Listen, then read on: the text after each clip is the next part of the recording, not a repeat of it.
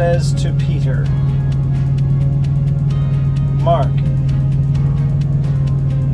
And says to Peter. And Luke and said to them.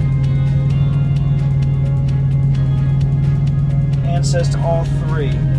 Just Peter, Matthew, and Mark. Now what he actually says in Matthew, what? Could you not watch with me 1 hour? Mark, Simon, sleep you? Could not you watch 1 hour? That's very different. The statement continues in Matthew, watch and pray that you enter not into temptation. Mark, watch you and pray lest you enter into temptation. Luke, why sleep you? Rise and pray lest you enter into temptation. So why sleep you is sort of there in Mark. Sleep you.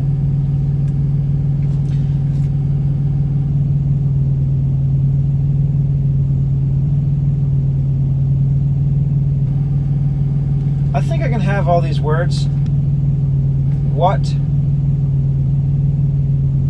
Simon. Why from Luke, and sleep you from Mark and Luke. So first Matthew. What? Simon. Now just Luke. Why? And then sleep you, Mark and Luke. Matthew doesn't have that. Just goes, what? Could you not watch with me 1 hour? Mark, could not you watch? Luke, rise and pray. So I'll have to wait for that. Just Matthew and Mark. Could you not or could not you? I'm going to go with Matthew. Could you not? That seems to be more the way people speak nowadays. But all those words are there. Matthew is watch with me 1 hour. Mark is watch 1 hour. Now Luke, rise and pray.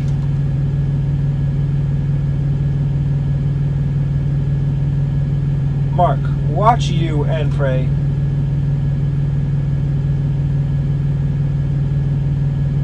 Matthew, watch and pray. Watch is in Matthew and Mark instead of rise. But I think I can have all three.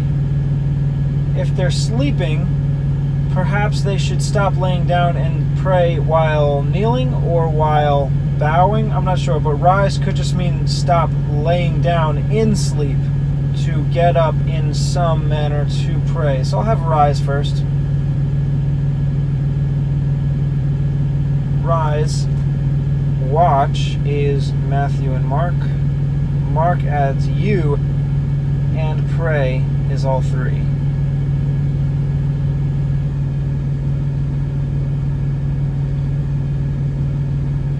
That you enter not into temptation. Mark, lest you enter into temptation. Luke, lest you enter into temptation. So Mark and Luke agree, lest you enter, instead of that you enter not. So I'll go with that.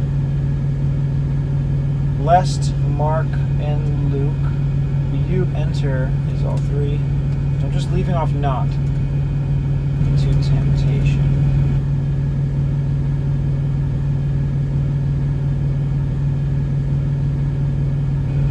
Matthew, the Spirit indeed. Mark, the Spirit truly. Luke, nothing. So should I go with indeed or truly?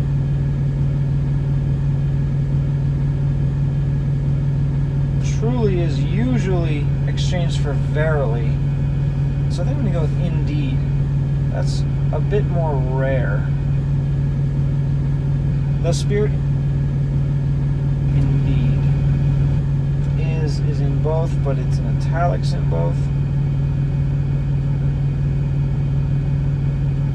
So willing or ready.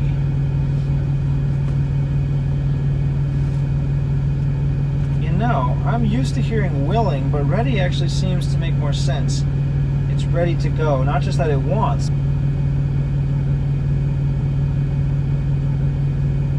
And not just that it can, but that it is perfectly prepared. It is just waiting for the word. I think ready invokes the idea that it's more prepared than just willing. Although that kind of doesn't make as much sense when contrasted with the flesh, because the opposite of ready is not weakness. The opposite of ready is unprepared, or unfocused perhaps, surprised. The opposite of willing would be, I guess, not really weak either. What's the opposite of willing?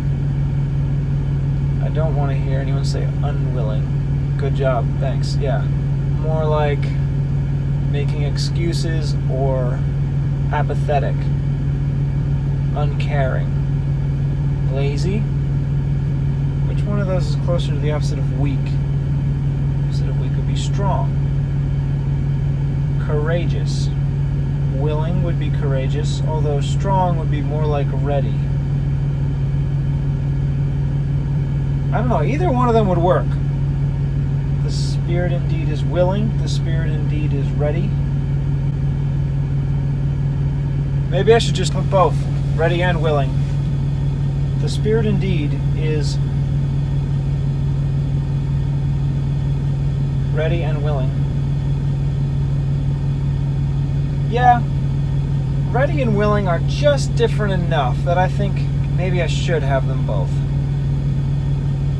I think the reason why this is taking me so long is because I want it to be willing. Because that's how I memorized it.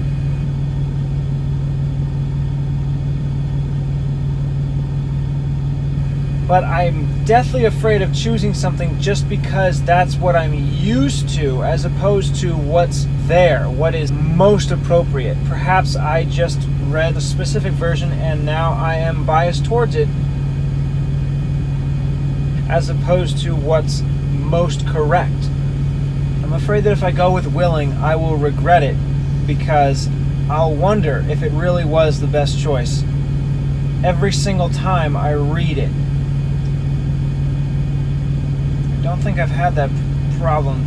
I've had it a few times, but it wasn't so close to one or the other that I don't really see a good reason for either.